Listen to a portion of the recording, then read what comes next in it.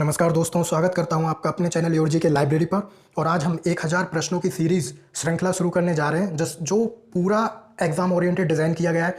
एक भी प्रश्न इसमें यहाँ वहाँ का नहीं लिया गया है। सब कुछ आपका काम आएगा। एक एक प्रश्न, एक एक महत्वपूर्ण फैक्ट आपका काम आएगा।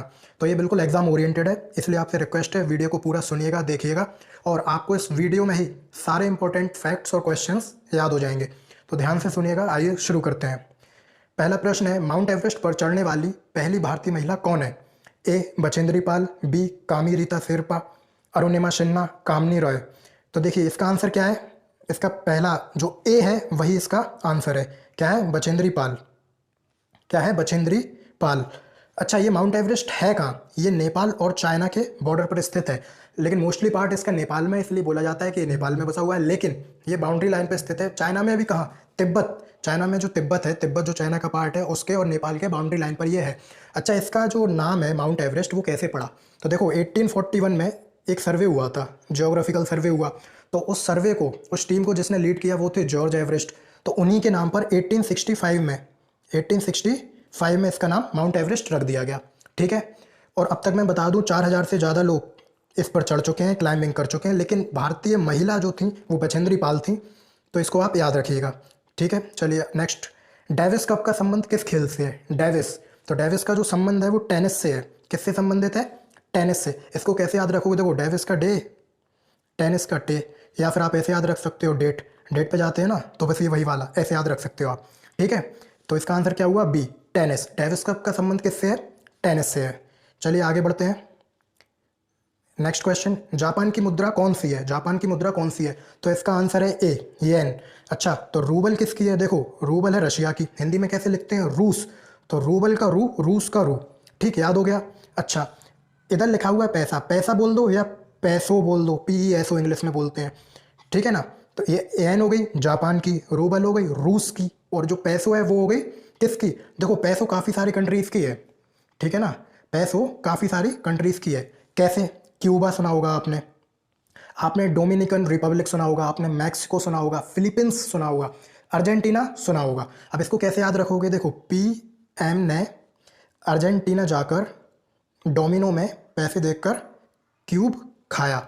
बस इसको ऐसे याद रख लो। P फॉर फिलीपींस हो गया, M फॉर मैक्सिको हो गया, अर्जेंटीना माने अर्जेंटीना हो गया। जाकर में कुछ याद नहीं रखना है। डोमिनो, डोमिनो मतलब डोमिनिकन रिपब्लिक हो गया, और क्यूब, क्यूब क्या? क्यूबा हो गया, और पैसो, पैसा, पैसो हो गया। ठीक है, इसको आप ऐसे स्ट्रिक के साथ याद रख सकते हो। अब कैसे? देखो पहले देश का नाम लिख दो, बाद में इस करेंसी का नाम लिख दो। जैसे क्यूबा की करेंसी क्या हो गई? क्यूबा पैसो। मैक्सिको, मैक्सिको पैसो। ठीक है, तो इन कंट्रीज का नाम आप याद रखिएगा। अच्छा, डॉलर, डॉलर कहाँ की है? आप जानते हो US डॉलर अपन बोलते भी हैं। डॉलर सबसे जो महत्वपूर्ण, या फिर कभी कभी आप कह सकते हो मजबूत जो करेंसी होती है वो डॉलर ही होती है। इसको आप US से याद रख सकते हो, और भी देशों की है, लेकिन USA आप याद रखिए, यूनाइटेड स्टेट्स। ठीक है, आगे बढ़ते हैं। अच्छा, जापान की बात अगर हुई है तो क्वेश्चन आ सकता है जापान के प्रधानमंत्री कौन है, प्रेसिडेंट कौन है? तो देखो जापान के जो राष्ट्रपति हैं इस समय वो हैं शिंजो एबे, शिंजो एबे। और जो प्रधानमंत्री हैं वो हैं योशिहिदे सुगो, योशिहिदे सुगो। अब जापानीज हैं तो उसी तरह के नाम होंगे। अच्छा, ये कब बने थे? तो देखो बहुत ईजी है लर्न करना। 14 सितंबर 2020 में जब चुनाव हुआ तब ये जीत गए, और योशिहिदे सुगो इधर के प्रधानमंत्री बने थे। क्लियर है? इसको आप याद रखिएगा, ये पूछा जा सकता है। नेक्स्ट है इंडियन मिलिट्री एकेडमी, IMA जिसे बोला जाता है शॉर्ट में, IMA। ये कहाँ है? तो ये देहरादून में है। आपने लक्ष्य मूवी देखी होगी, उसमें जो ऋतिक रोशन है वो जाते हैं, लेकिन पहले भाग आते हैं, क्योंकि आप जानते हैं मिलिट्री की ट्रेनिंग बहुत सख्त होती है, कड़क होती है, बहुत स्ट्रिक्ट होती है। लेकिन फिर बाद में जाते हैं, जब प्रीति जिंटा उन्हें सुना देती है कि तुम ये भी नहीं कर पाए तो ये और वो, तो फिर जाते हैं और फिर पूरा कैप्टन बन के, लेफ्टिनेंट बन के ये तैयार होते हैं।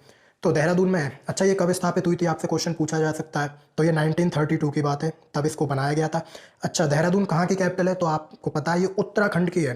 क्लियर है? ये उत्तराखंड की कैपिटल है। अच्छा, उत्तराखंड की इस समय 2 कैपिटल है, एक तो देहरादून, एक है गैरसैंण। तो देहरादून है वो विंटर की है, और समर में गैरसैंण हो गया। तो देखो GS, S for summer, G for Gairsain, और विंटर के लिए आप याद रख लो DW या फिर WD। ठीक है ना, जैसे PWD डिपार्टमेंट होता है ना रेलवे में, तो ऐसे आप याद रख सकते हो WT, यानी विंटर में देहरादून जाओ और समर में आप गैरसैंण जाएँ मस्त, और जाके पहाड़ियों का लुत्फ उठाएं। मसूरी क्या है? वहाँ का एक हिल स्टेशन है। पुणे आप जानते हैं मुंबई क्षेत्र का इलाका है, और दिल्ली हमारे जो है राष्ट्रीय राजधानी है। और दिल्ली के इस समय CM कौन है? अरविंद केजरीवाल जी हैं। ठीक है, पुणे जो है वो मुंह से नदी के किनारे नहीं बसा हुआ है। मूसी जो है वो हैदराबाद में है, ठीक है ना। तो आइए आगे बढ़ते हैं। नेक्स्ट है राष्ट्रपति। मैंने ये पुणे का क्यों बोला, क्योंकि बहुत से लोग ना मूसी लगा देते हैं लेकिन है नहीं, ठीक है। चलिए आगे बढ़ते हैं। राष्ट्रपति को शपथ कौन दिलाता है? राष्ट्रपति को शपथ कौन दिलाता है? तो जो सर्वोच्च न्यायालय का मुख्य न्यायाधीश है, जिसे चीफ जस्टिस ऑफ इंडिया भी बोला जाता है, वो इन्हें शपथ दिलाते हैं, ठीक है। आपसे ये पूछा जा सकता है कि राष्ट्रपति जो है अपना त्याग पत्र किसे देता है, तो वो उपराष्ट्रपति को देता है, ठीक है। एक चीज़ और याद रखिएगा, जो सर्वोच्च न्यायालय है वो कहाँ है? नई दिल्ली में। इस समय सर्वोच्च न्यायालय के जो चीफ जस्टिस हैं उनका नाम आपसे पूछा जा सकता है, तो ये अभी हाल ही में अपॉइंट हुए हैं, ठीक है। ये 48 नंबर के हैं, 48 नंबर के हैं। और देखो कितना ईजी है, आपसे कोई पूछे डेट बता दो, सन 2021, और डेट इनका जस्ट हाफ कर दो, 4 का 2 कर दो, 8 का 4 कर दो, यानी कि 24 अप्रैल 2021 में इनको बनाया गया। इनका नाम भी जान लो, ऑफ NV रामन्ना ये थे। ये 48 नंबर के हैं, तो क्या 47 पे भी तो कोई रहा होगा? तो बोबड़े साहब जो थे वो 47, तो 46 भी पूछा जा सकता है। तो जो है रंगराजन जी जो थे वो 46 नंबर के थे, ऐसे आप याद कर सकते हो, ठीक है। चलिए, तो इसका आंसर ए हो जाता है। क्या हो जाता है? ए। नेक्स्ट, संसद का उच्च सदन कौन सा है? तो संसद का उच्च सदन जो है राज्यसभा है। संसद के दो जो है सदन होते हैं, राज्यसभा, लोकसभा। तो इसका जो अपर हाउस है वो राज्यसभा होता है और जो लोअर हाउस होता है वो लोकसभा होता है। लोअर का लोक से याद कर लो, ठीक। लेकिन जो कैबिनेट मिनिस्टर्स हैं और जो प्रधानमंत्री हैं वो लोकसभा के लिए जिम्मेदार होते हैं, और हमारे यहाँ जो है लोकसभा को ज़्यादा अधिकार प्राप्त है, लेकिन अपर हाउस कहलाता है क्या? राज्यसभा। क्लियर है। और जो मंत्रिमंडल है ना वो कैबिनेट मिनिस्टर से ही रिलेटेड है, कैबिनेट जो सरकार होती है वही मंत्रिमंडल होता है। तो आप इनको फैक्ट को याद रखिएगा। नेक्स्ट है माउंट एवरेस्ट पर। नेक्स्ट देखते हैं, माउंट एवरेस्ट पर 2 बार चढ़ने वाली भारतीय महिला, पहली भारतीय महिला कौन है? देखो पहली अगर इधर से 2 हटा दें तो पहली तो हो गई बचेंद्री पाल, अपन डिस्कस कर चुके हैं। लेकिन 2 बार कौन चढ़ा? तो इनका नाम है संतोष यादव। इन्हें मतलब संतोष नहीं था जब तक ये 2 बार चढ़ नहीं गई, आप ऐसे याद रख सकते हो।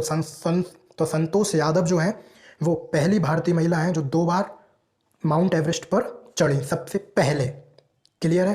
आई थिंक आपको क्लियर होगा, तो इसका आंसर बी है। नेक्स्ट, सर्वोच्च न्यायालय का मुख्य न्यायाधीश कब तक अपने पद पर रहता है? तो इसका आंसर है डी, 65 ईयर्स। कितना? D, 65 years.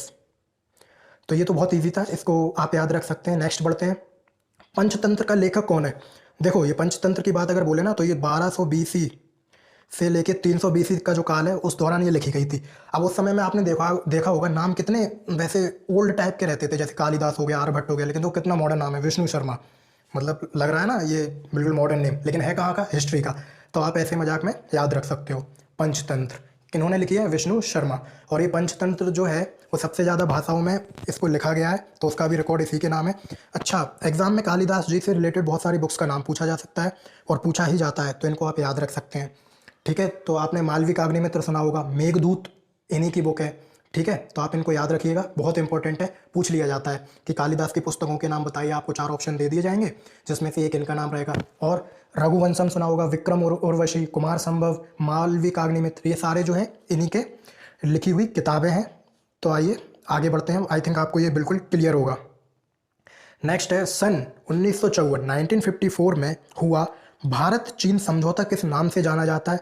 तो देखो इसका नाम है ए, मतलब आंसर जो है वो ए है, पंचशील समझौता। पंचशील समझौता, इसे पंचशील सिद्धांत भी बोलते हैं।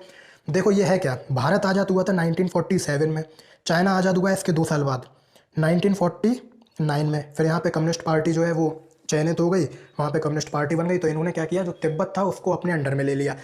उससे पहले चाइना भारत से नहीं लगता था on the basis of boundary line, लेकिन जब इन्होंने तिब्बत अपने अंडर में ले लिया तो चाइना की बाउंड्री जो है वो भारत से लगने लगी। तो उस समय जो पीएम थे भारत के, कौन थे बताइए?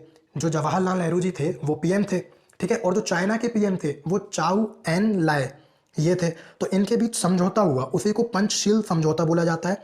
कब? इन्होंने जो जवाहरलाल नेहरू जी ने 31 दिसंबर 1953 में बोला कि हम एक जो है पत्र लिखते हैं, उस पर हस्ताक्षर भी किए और फिर चाइना भेजा कि इसको आप पढ़ लीजिए। और लेकिन हुआ क्या, 31 दिसंबर 1953, तो एक दिन बाद तो नई साल लग गई, यानी कि 1954 लग गई, ठीक है ना। तो 29 अप्रैल 1954 में ये समझौता हुआ, दोनों ने हस्ताक्षर किए इस पत्र पे, जिसमें देखो 5 चीज़ें बताई गई, यानी कि 5 फैक्ट्स बताए गए। कैसे याद रखोगे कितनी चीज़ें? नाम ही पंच है, पंचशील यानी 5 सिद्धांत। क्या बोला गया कि क्षेत्रीय अखंडता का भाव रखेंगे, एक दूसरे का सम्मान करेंगे, दोनों देश एक दूसरे के आंतरिक मामलों में हस्तक्षेप नहीं करेंगे, एक दूसरे पर आक्रमण नहीं करेंगे, शांतिपूर्ण सह अस्तित्व की नीति का पालन करेंगे, परस्पर सहयोग एवं लाभ ज़्यादा से ज़्यादा अर्जित करेंगे और क्षेत्रीय अखंडता का भाव रखेंगे। ये 5 चीज़ें इस पर ध्यान दी गई। लेकिन आए दिन आप देखते हो कि अरुणाचल प्रदेश हो गया या फिर सिक्किम वाला पार्ट हो गया, मेनली अरुणाचल प्रदेश वाला, वहाँ पे फायरिंग होती रहती है चाइना की साइड से, तो आप इसे याद रख सकते हो। तो उस समय जो पंचशील समझौता के टाइम पे जो पीएम थे इंडिया के, उनका नाम याद रखना है, चाइना के नाम याद रखने ही हैं, बहुत इंपॉर्टेंट है। और डेट याद रख सकते हो आप, 29 अप्रैल 1954। तो आगे बढ़ते हैं। विश्व में सबसे गहरी झील कौन सी है? तो वो है बैकाल, ठीक है ना। तो बैकाल झील का भौकाल है बहुत, क्यों, ये बहुत गहरी है, ठीक है। ये कहाँ है? साइबेरिया, कहाँ? रशिया में है। अच्छा, मीठे पानी की सबसे बड़ी झील लेक सुपीरियर, ये आपको पता है। चिल्का झील कहाँ है? ये उड़ीसा में, ये भी आपको पता है। क्लियर है। तो आगे बढ़ते हैं। बांदीपुर अभ्यारण्य किस राज्य में है? तो क्या ये राजस्थान में है? बिल्कुल नहीं। मध्य प्रदेश में है? बिल्कुल नहीं। कर्नाटक में है? जी हाँ। तो ये कहाँ है? कर्नाटक में है। इसकी राजधानी बेंगलोर, आप सभी को पता है। तमिलनाडु की चेन्नई, मध्य प्रदेश की भोपाल और राजस्थान की जयपुर। क्लियर है। तो यहीं पर हमारे सारे महत्वपूर्ण प्रश्न खत्म होते हैं। आशा करता हूँ आपको आंसर लर्न हो चुके होंगे बिल्कुल। और सभी कॉम्पिटिटिव एग्जाम की पीडीएफ और नोट्स प्राप्त करने के लिए आप हमारे टेलीग्राम चैनल योर जी के लाइब्रेरी और यूट्यूब चैनल योर जी के लाइब्रेरी से जुड़िए, जहाँ पर आपको अच्छे से अच्छी एजुकेशन ईजी वे में प्रदान की जाती है। तो यहीं समाप्त करते हैं आज की वीडियो को। और अगर वीडियो पसंद आया हो तो लाइक करें, शेयर करें, सब्सक्राइब करें। Thank you.